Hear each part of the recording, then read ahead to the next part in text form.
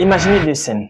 Dans la première, un webmarketeur américain, sourire éclatant, cheveux gominés, balance à son audience. Yo guys, I made $120K last month selling PDFs.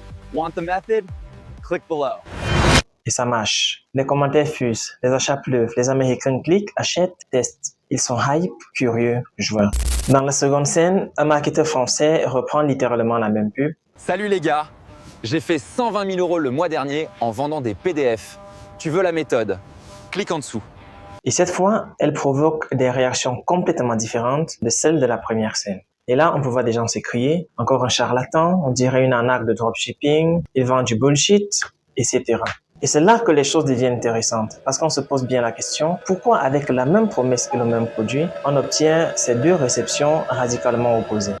Eh bien, c'est parce que la vente sur un marché francophone ne se fait absolument pas pareillement que sur un marché anglophone ou d'une autre culture. Le public francophone a ses codes, ses exigences et ses spécificités que vous devez maîtriser pour éviter de vous casser la gueule. C'est la raison pour laquelle vous découvrirez dans cette vidéo les 3 erreurs les plus graves que commettent les entrepreneurs sur ce marché. Mais avant d'en arriver là, revenons sur tout ce que tu dois savoir avant d'essayer de vendre à un public en francophonie. Le rejet instinctif du marketing à l'américaine constaté en francophonie vient de profondes racines culturelles. La culture francophone, particulièrement en Europe et au Québec, est imprégnée d'un héritage cartésien. Descartes, Rousseau, l'école publique, les Lumières, la méritocratie républicaine, tout cela a façonné une population qui valorise la logique, la clarté et la démonstration. Nous francophones, nous n'aimons pas les affirmations gratuites, on aime les preuves. Ce terrain culturel est aussi marqué par une relation complexe à l'argent. En France, en Belgique, au Québec ou en Afrique, parler aux vêtements de gain élevés est mal perçu. L'argent est à la fois désiré et moralement suspect. Ce n'est pas qu'on refuse la réussite, c'est qu'on l'accepte à condition qu'elle soit perçue comme méritée. Pas comme un coût, mais comme un fruit du travail. Ajoutez à cela une forte présence de l'État, des normes, du cadre réglementaire et institutionnel, le client francophone fait naturellement plus confiance à ce qui est reconnu, cadré et certifié. Il est donc plus sensible à votre parcours, à vos diplômes, à vos accréditations ou à votre capacité à raisonner clairement. Par conséquent, ce qui va bien dans le monde anglo-saxon, comme l'audace, l'émotion ou l'urgence, doit dans le monde francophone être transformé en pédagogie, structure et crédibilité. C'est pourquoi il est très important de se poser dès le départ cette question cruciale: qu'est-ce que les francophones n'achètent pas? On va y aller directement. Le public francophone n'achète pas des promesses flamboyantes, des raccourcis ou des miracles marketing. Il est méfiant par nature, souvent marqué par une culture de la prudence et du doute. L'argument du type « je suis riche, donc écoute-moi » n'a aucune valeur persuasive. Au contraire, il suscite une alarme mentale du type « arnaque potentielle ». Ce que les francophones rejettent en masse, ce sont les discours sensationnalistes, les promesses miracles, les formules toutes faites qui sentent le trop beau pour être vrai.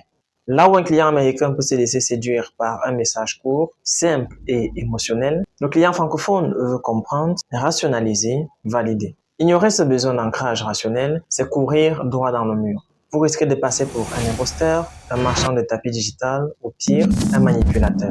Les francophones ne veulent donc pas rêver, ils veulent comprendre.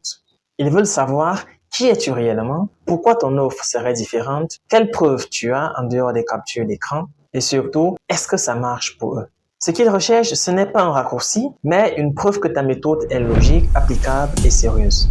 Ils veulent du fond, pas de la forme. Ils recherchent des résultats certes, mais qui sont modérés, nuancés et contextualisés. D'ailleurs, tu le verras dans un instant lorsque tu découvriras des erreurs à éviter. Le public francophone n'achète en réalité que lorsqu'il est intellectuellement convaincu et non pas émotionnellement séduit. D'où la nécessité d'insister sur la question de qu'est-ce que le marché francophone attend vraiment. Pour répondre à cette question, j'ai sélectionné 3 leviers de conversion parmi les plus efficaces en francophonie. Évidemment, ces leviers correspondent à ce que recherche réellement le client francophone. Et le premier levier, c'est... Alors oui, la preuve sociale, c'est crucial, mais elle doit rester sobre et ancrée dans la réalité. Oubliez les screenshots des Stripe avec 100 000 euros de vente. Il faut prouver son sérieux, pas en parlant de soi, mais en montrant ses clients à travers des témoignages réels, locaux et crédibles. Le prospect veut entendre quelqu'un comme lui dire par exemple « J'ai décroché mon premier client freelance après 6 mois de galère grâce à cette méthode. » Ou encore « J'ai douté, j'ai testé et j'ai gagné mes premiers 1000 euros au bout de 3 mois. » Un témoignage modéré, nuancé, aura 10 fois plus d'impact qu'un simple « j'ai fait 10 cas en une semaine ». Ce type de preuve parle car elle est proche, réaliste et relatable. Avant de continuer vers les autres leviers, mets-moi un gros pouce bleu si ce contenu t'intéresse et surtout, abonne-toi. Allez, sois gentil, ça prend juste 2 secondes. C'est fait? Ok, on continue. Le second levier, c'est une autorité construite. Vous devez savoir une chose, votre public vous juge sur vos résultats expliqués, votre parcours intellectuel, votre capacité à vulgariser et non à motiver. Le francophone veut une autorité construite et pas juste autoproclamée. Il faut expliquer qui vous êtes, pourquoi vous êtes légitime, votre parcours, le choix que vous avez fait, les résultats que vous avez obtenus et aussi les erreurs que vous avez commises. Plus vous êtes pédagogique, plus vous gagnez en crédibilité. Le troisième levier, c'est une offre contextualisée. Votre offre doit être contextualisée au pays, au statut, au langage et aux contraintes du prospect. Vendre un programme à 2000 € à un freelance français ou belge demande plus de justification que dans un marché américain. Il faut montrer que l'investissement est réfléchi, structuré et rentable. Enfin, si tu dis « tu peux faire 6 figures », ça n'a pas énormément de sens. En revanche, dire « tu peux générer 3000 € par mois en freelance en partant de zéro, sans pub, au bout de 6 mois » devient tout de suite plus crédible car relié à une réalité vécue. Et quatrième levier, un tunnel de vente bien optimisé.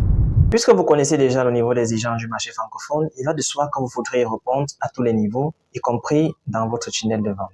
Le but étant bien sûr de gagner au maximum en crédibilité auprès de votre audience et ainsi faciliter l'achat. Pour cela, vous devez donc proposer beaucoup de contenu gratuit en amont de votre tunnel, à travers notamment des vidéos YouTube longues, des newsletters didactiques, des articles de blog édifiants et des masterclass. Vous devrez également mettre en place une séquence email de réassurance qui va comporter du storytelling, des études de cas clients ou encore le traitement des objections. Vous pourrez aussi proposer une offre de façon posée et avec calme et non pas précipitée par l'urgence. L'idée est de laisser suffisamment de temps à vos prospects pour analyser votre offre et les laisser prendre suffisamment confiance en elle à travers vos contenus pédagogiques et persuasifs.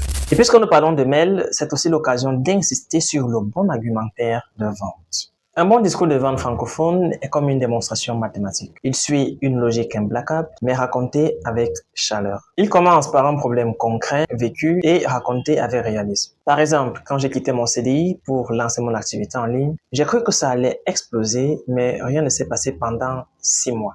Vient ensuite le chemin personnel, les erreurs, les remises en question, la méthode découverte. On n'est pas dans le storytelling glorieux, mais dans l'honnêteté stratégique. Cela crée une connexion émotionnelle crédible. Puis arrive la méthode, qui doit être structurée, limpide, posée. Vous expliquez comment, pas juste quoi.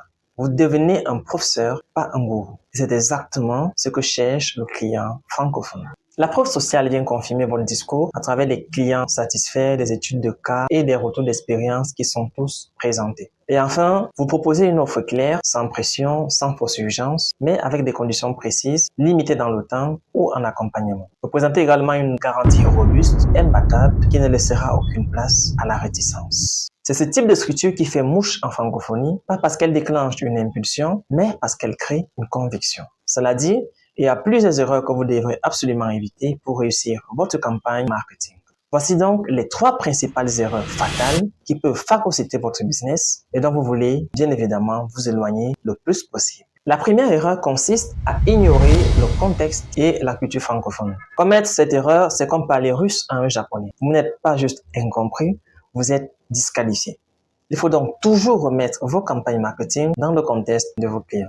La deuxième erreur consiste à transposer le système anglo-saxon à votre tunnel sans réelle transformation. Beaucoup d'infopreneurs échouent en francophonie parce qu'ils pensent pouvoir traduire un tunnel américain dans leur marché français. Mais le marché ne pardonne absolument pas cela. Utiliser des termes trop anglo-saxons comme six figures, scaling ou funnel à haute conversion dans une pub destinée à des indépendants français n'est certainement pas le meilleur moyen de booster vos conversions. La troisième erreur consiste à donner des promesses démesurées. Faire des promesses trop belles, trop chiffrées, sans expliquer la méthode ni poser les conditions, réveille instantanément l'alarme mentale du détecteur de foutaise.